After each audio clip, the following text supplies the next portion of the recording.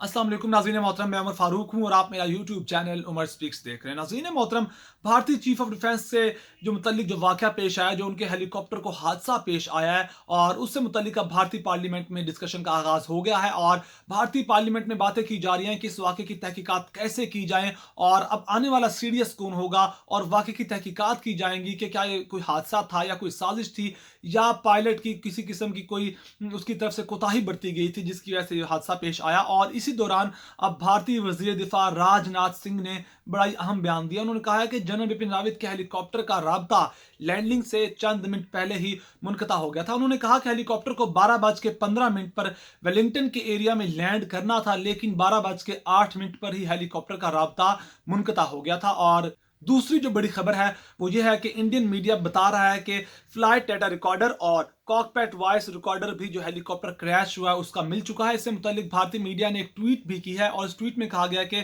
Flight data recorder and cockpit voice recorder of the MI-17V5 chopper that crash yesterday with CDS general Bipin Rawat has been recovered from the sites. उन्होंने कहा कि जो data recorder और इस जो तमाम चीजें मिल गई हैं अब साइट से, और अब ये मजीद मामला अब साफ हो जाएगा कि उससे अब पता चल जाएगा कि असल मामला क्या पेश आया था, हेलीकॉप्टर को हादसा क्या पेश आया था। और इसके बाद एक और बड़ी खबर है जिसका एक मुख्तलिफ एंगल पेश किया जा रहा है भारतीय मीडिया की जानिब से, और ये आलमी मीडिया इस चीज पर बड़ा फोकस कर रहा है कि मुमकिन है कि हादसा इसी वजह से पेश आया हो। ये बहुत बड़ा एंगल है जिसकी बात की जा रही है और मैं आपको तमाम तफसीलात उस खबर के बारे में आपके साथ शेयर करूंगा। लेकिन उससे पहले मेरी आपसे रिक्वेस्ट है कि अगर आपने मेरे चैनल को सब्सक्राइब नहीं किया तो प्लीज मेरे चैनल को सब्सक्राइब कर लीजिए और बेल आइकन पर क्लिक कीजिए और वीडियो को ज्यादा से ज्यादा शेयर कीजिए। नाज़रीन मोहतरम, इस खबर जो खबर दी जा रही है इससे पता चलता है कि बिपिन रावत को मारकर एक तीर से कई शिकार किए गए हैं। और पहली बात यह है कि बिपिन रावत को ना सिर्फ रस्ते से हटाया गया बल्कि नागालैंड वाला वाकया जो हुआ है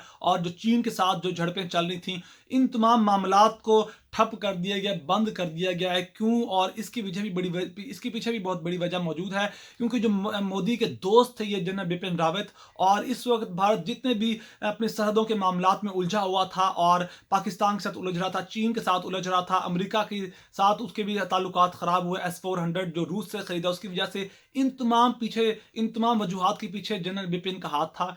जनरल बिपिन ही मशवरे दिया करते थे इस किस्म के जनरल मोदी को कि ये किया जाए वो किया जाए, और इसी वजह से अब जो भारतीय फौज के जो बड़े ओहदेदार थे वो इनके खिलाफ थे, उनके एयर चीफ, आर्मी चीफ और उनके नेवी चीफ इसी वजह से इनके खिलाफ थे कि इसी वजह से कि भारत जो है, जो भारत मुल्क है उनका, वो मुख्तलिफ मसाइल का शिकार हो रहा है अपने न सिर्फ हमसायों के साथ बल्कि अमेरिका के साथ भी। नाज़रीन मोहतरम, इधर बड़ी खबर यह है कि हाल ही में इस वाक़े के 48 घंटे पहले जो रूस के सदर पुतिन थे उन्होंने भारत का दौरा किया था। S-400 की तरसील से मुतालिक बात की गई थी और 5 से 6 लाख राइफल्स भी रूस ने भारत को देनी थी। दिफाई मुआहदे किए गए थे। 48 घंटे पहले, इस हादसे से पहले, रूसी सदर पुतिन ने भारत का दौरा किया था। और इसी तरह मोदी और जनरल बिपिन रावत की दोस्ती की बात की जाए तो जनरल बिपिन रावत जब मोदी ने सरकार संभाली थी भारत में तो उस वक्त वो वाइस आर्मी चीफ थे, फिर वो आर्मी चीफ बने और आर्मी चीफ 3 साल इस ओहदे पे बरकरार रहे और फिर 2020 में उनके लिए स्पेशल आइन में तरमीम करके सीडीएस का ओहदा, चीफ ऑफ डिफेंस स्टाफ का ओहदा क्रिएट किया गया, फिर उस ओहदे पर उन्हें फायज किया गया।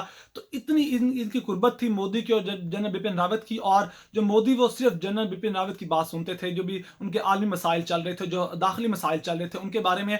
और फिर अब जो रूस के साथ जो इनकी कुर्बत थी वो अमेरिका को साफ अच्छी नजर नहीं आ रही थी, और जो जनरल बिपिन रावत थे वो हमेशा यही चाहते थे कि रूस के साथ भारत ताल्लुकात को करीब करे, क्योंकि अगर रूस और चीन करीब आते हैं, दोनों ममालिक पाकिस्तान के करीब आते हैं, तो एशिया में उनका राज टूट सकता है। तो अब मोदी को यही मनवाना चाहते थे जनरल बिपिन रावत और यही कहते थे कि रूस को करीब करो ताकि रूस और चीन में दूरियां पैदा हों। लेकिन रूस और चीन में दूरियां कभी भी पैदा नहीं हो सकती थी। रूस जितना चीन के करीब है उतना भारत के करीब नहीं हो सकता। मानते हैं कि उनके दिफाई मुआहदे बहुत ज्यादा हैं रूस के और भारत के, लेकिन जितना रूस और चीन करीब है उतना रूस और भारत नहीं करीब हो सकते थे। और यही वजह थी कि अमेरिका भी नाखुश था और आने वाले दिनों में यह भी था कि रूस यूक्रेन पर चढ़ाई कर सकता है। तो उस मामले में भी अमेरिका को खतरा था कि रशिया जो है भारत का साथ दे सकता है और भारत रशिया का इस मामले में साथ देगा।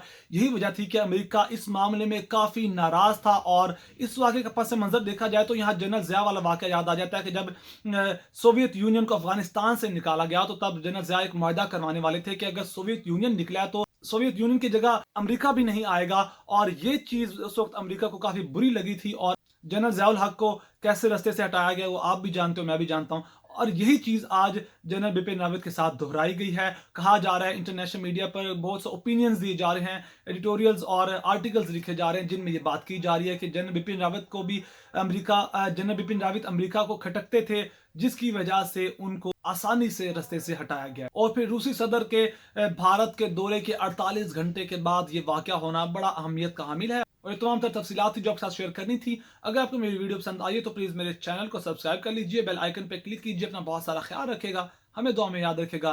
अल्लाह निगहबान।